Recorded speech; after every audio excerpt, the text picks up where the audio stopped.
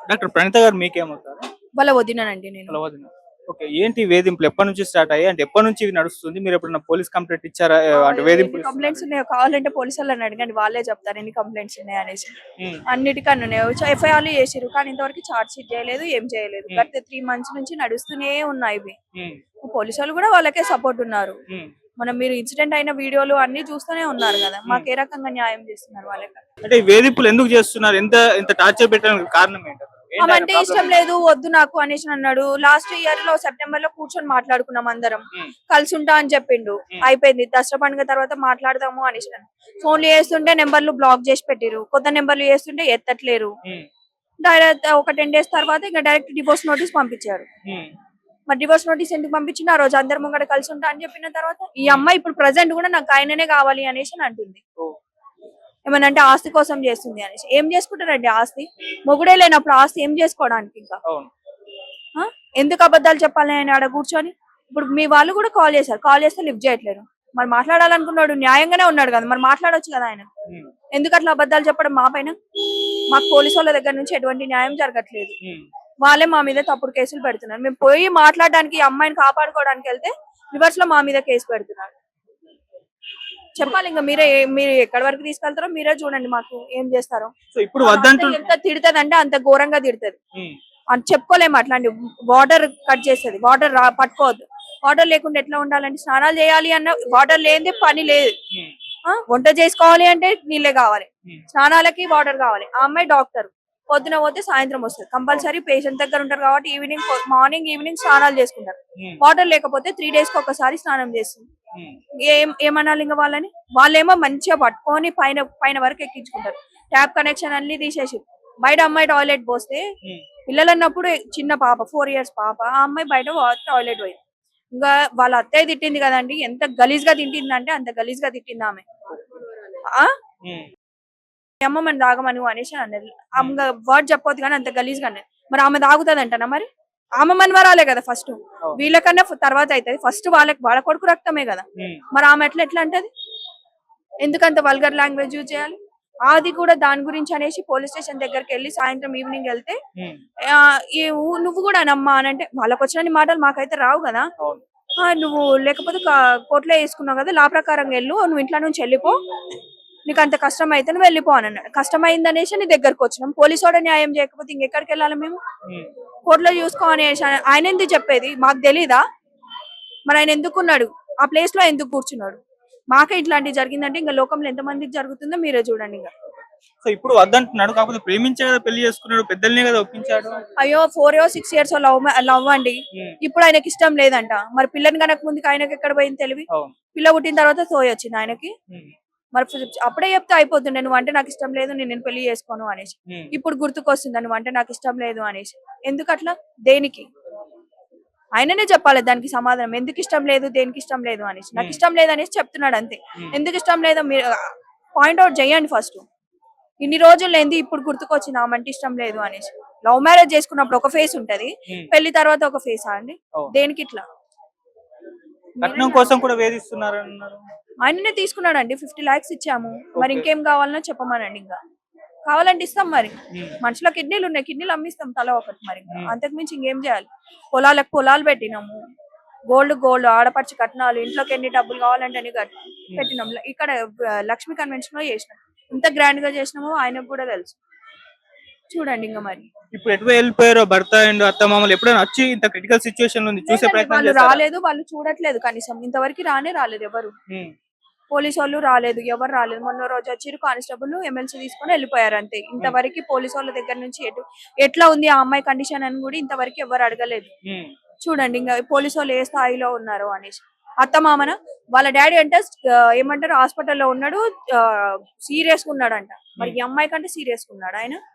మొత్తము ఆహ్, ఆహ్, మందు తాగింది కదా! మొత్తం పడి ఇదంతా బర్న్ అయిపోయింది చెస్ట్ పైన మొత్తం. ఆయనకే తెలవాలి అన్ని అబద్ధాలు చెప్పుకోవడం. సో అంటే హాస్పిటల్‌లో సూసైడ్ చేసుకునే ప్రయత్నంలో అంటే ఇంట్లో ఎవరైనా ఉన్నారా? లేరండి. హ్మ్. ఎవ్వరు లేరు. హ్మ్. వాళ్ళ అత్తమామ పైన ఉన్నారు. ఈ అమ్మాయి ఒక్కతే ఉంది ఆ రోజు. ఎవ్వరం లేము ఇంట్లో. హ్మ్. వాళ్ళ మమ్మీ ఆ రోజు ఇంటికెళ్ళింది. హ్మ్. పాపని స్కూల్‌కి పంపించింది. ఈవినింగ్ వస్తా అనేసి ఓకే. ఎళ్ళింది. ఈవినింగ్ వస్తామని అనుకున్న టైంకి ఫోన్ చేసింది ఆ అమ్మాయే. ఓకే. వీడియో పెట్టింది. ఫోన్ కూడా చేయలేదు. హ్మ్. లైవ్ వీడియో పెట్టింది. హ్మ్. పెట్టి చూసుకొని ఇంకా మా అత్తయ్యనే అందరికి కాల్ చేసి చెప్పారు ఇట్లా ఇట్లా అనేసి అని అంటే ఇంకా అందరం పక్క పక్కనే ఉంటాం కాబట్టి 10-15 మినిట్స్ లో వచ్చేసినాం ఇంకా అందరం. ఆ దానికి కూడా మేము రావద్దు వెళ్ళొద్దు ఆ దానికి కూడా మా మీద తప్పుడు కేసులు ఓకే. పోలీసు వాళ్ళు కాపాడడానికి వచ్చినందుకు కాపాడి వచ్చినందుకు తప్పుడు కేసులు మా మీద. ఉమ్, ఇంకా చూడండి ఎక్కడ వాళ్ళు ఏమనాలి ఏం చేయాలి అర్థం కావట్లేదు వాళ్ళని. ఓకే. సో ఇప్పుడు పోలీసు వాళ్ళు కూడా వాళ్ళకు న్యాయంగా వాళ్ళకే ఉన్నారు మాకైతే మాత్రం ఏ 1% కూడా నమ్మకం లేదు పోలీసుల పైన. ఉమ్, అంత గలీజ్ గా అయిపోయినారు పోలీసు వాళ్ళు అంటేనే. సో ఇప్పుడు పాపని ఎవరు చూసుకుంటున్నారు, ఎక్కడ ఉంటున్నారు పాప? పాప మా అత్తయ్య వాళ్ళ ఇంట్లో దగ్గర ఉంటుంది, మా చిన్న అత్తయ్య వాళ్ళు ఉంటారు వాళ్ళ దగ్గర ఉంటుంది ప్రజెంట్ ఇప్పుడు. ఓకే. ముందు నుంచి అసలు వాళ్ళ ఫాదర్ ఏమైనా కేర్ చేసుకునేవారా పాప గురించి, అసలు పట్టించుకునేవారు ఇక్కడ కాదు? ఉండనే ఉండకపోయేది కదండి ఇంకెక్కడ కేర్ చేసుకుంటారు. ఓకే. సో ఎక్కడ కేర్ వదిలేసి చేసుకుంటారు? వెళ్ళిపోయారు. పాప ఇక్కడ ఇంట్లో ఉంటే వాళ్ళ అత్తయ్య సరిగ్గా చూసుకోరు. ఉమ్, ఇంకా ఊక ఇబ్బంది పడుతుంటే మా అమ్మ వాళ్ళు నేను వెళ్ళిపోమంటేనే నేను ఇట్లా వెళ్ళిపోమంటున్నారు అంటే వెళ్ళిపో మరి నన్ను కూడా వెళ్ళిపోమంటే నేను కూడా వెళ్ళిపోవాలి నా ఇల్లు కాదు కదా అనేసి అన్నాడు. ఉమ్, మరి పెళ్లి చేసుకున్నప్పుడు ఆ ఇంటికే కదా తీసుకొచ్చింది మరి అంత మాట ఎట్లా అంటాడండి తను. వెళ్ళిపోవాలంటే ఎక్కడికి వెళ్ళాలి? వాళ్ళ అమ్మ నాన్న కూడా ఎన్ని రోజులు అని చూసుకుంటారు, చూసుకునేంత వరకు చూసుకుంటారు. వాళ్ళ ఇంట్లో కూడా ఒక కోడలు ఉంది, ఎన్ని రోజులు అనేసి వాళ్ళ ఇంట్లో ఉంటది ఆ అమ్మాయి అయినా. మరి వాళ్ళ ఆడపడిచి ఉన్నట్టు వీళ్ళ ఇంట్లో ఉండాలి అని అంటే కుదరదు కదా అందరికి. వాళ్ళంటే ఉంచుకుంటున్నారు, వాళ్ళకు ఉందో లేదో మరి. ఉమ్. సో ఇప్పుడు మీరు ప్రణిత విషయంలో ఎటువంటి న్యాయం కోరుకుంటున్నారు? మా అమ్మాయి స్టిల్ కూడా హస్బెండే కావాలి అని అనుకుంటుంది. ఉమ్, వాడేమో ఆస్తి కోసము అనేసి అని అంటుంది. ఆస్తి కోసం ఎవరైనా అంత పని చేసుకుంటారా అండి?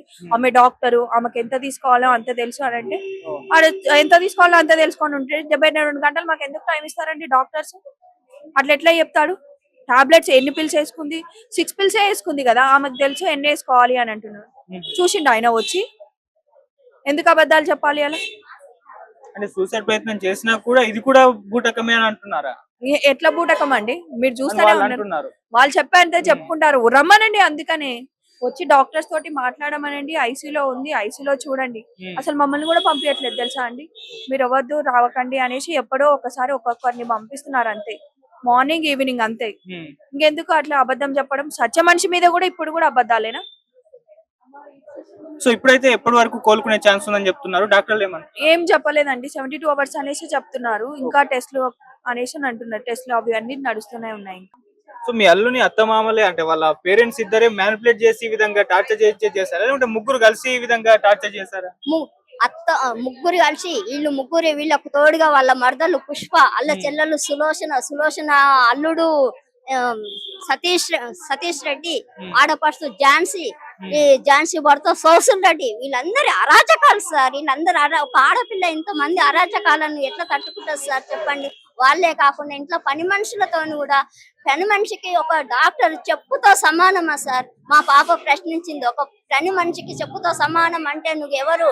నా మామ కూతురువా, నా భర్తను చేసుకున్నావు అని అడిగితే దానికి పని మనిషి కొట్టింది సార్. దాన్ని కూడా ఎందుకు పని మనిషిని చేసిన? ఇలాంటి అరాచకాలు చేస్తే ఎలాంటి ఆడపిల్లని తట్టుకోగలుగుతుందా సార్? ఆ పని మనిషి పేరు కూడా రేష్మ సార్. మీకు ఆ వీడియో రిలీజ్ చేస్తాను సార్ నేను మీకు. ఇలాంటి అరాచకాలకు ఏ ఆడపిల్లని తట్టుకోగలుగుతా సార్? ఇంకా న్యాయం ఎక్కడుంది చెప్పు?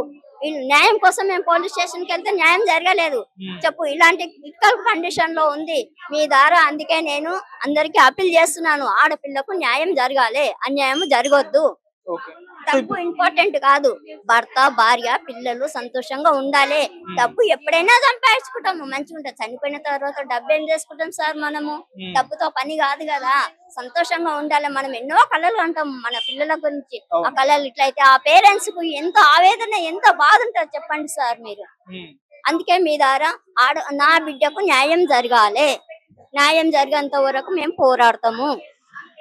సూసైడ్ చేసుకునే ముందు మీకు ఏమైనా ఫోన్ చేసిందా ఈ విధంగా ఇంకా వేధించారు అని చెప్పేసి? చెప్పింది, నా అత్త మామలు ఇట్లా చేస్తారు, మా వలన మీరు కూడా ఇంత సఫర్ అవుతారు, మన ఫ్యామిలీ అంత మాటలు పడవలసి వస్తుంది అని ఒక వీడియో రిలీజ్ చేసింది సార్ మాకు. చేస్తే ఆ వీడియో చూసి మేము తొందరగా స్పందించాం. కాకపోతే దూరంగా ఉండి తొందరగా రాలేకపోయినాం సార్. రాలేకపోయినందుకు అంత క్రిటికల్ గా అయిపోయింది సార్. అది ఇప్పుడు డాక్టర్లు ఏం చెప్తున్నారు, ఇప్పుడు కోలుకుంటున్నారు?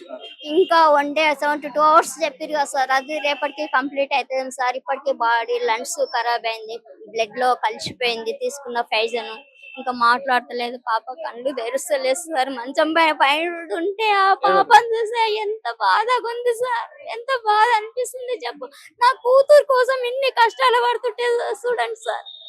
ఇప్పుడు ఏం న్యాయం కోరుకుంటున్నారు మీరు? ఇప్పుడు వాళ్ళను అరెస్ట్ చేయాలి. నిన్న సాయంత్రం వరకు తీసుకొస్తున్నారు. 24 గంటలు అయిపోయింది ఆ టైము.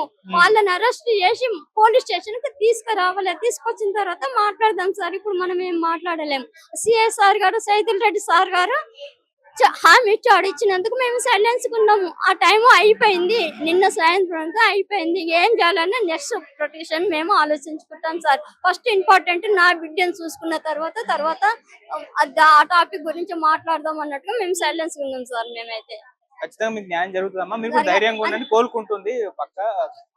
ఇలాంటి ఆడపిల్లల జీవితాలు ఇదే వెలుగులోకి వచ్చింది కనుక తెలిసింది. ఇలాంటి ఎన్నో అరాచకాలు, ఎన్నో అన్యాయాలు జరుగుతున్నాయి. అందుకే డిపార్ట్మెంట్ కోఆపరేట్ చేయకుంటే చాలా ఆడపిల్లలు బలైపోతారు, అనగదొక్కేస్తారు. పురుష అహంకారానికి ఇంకా ఆజ్యం పోస్తుంది డిపార్ట్మెంట్. చెప్పండి సార్. నేను అప్పీల్ చేసేది ఒకటే, సిపి సార్ కు, డీజీపీ సార్ కు, మీ మీడియా తెలియజేయండి. మీరు ప్రణిత గురించి తప్పనిసరిగా తెలియజేస్తారని నేను ఆశిస్తున్నాను. ఒక ఆడపిల్లకు నా బిడ్డ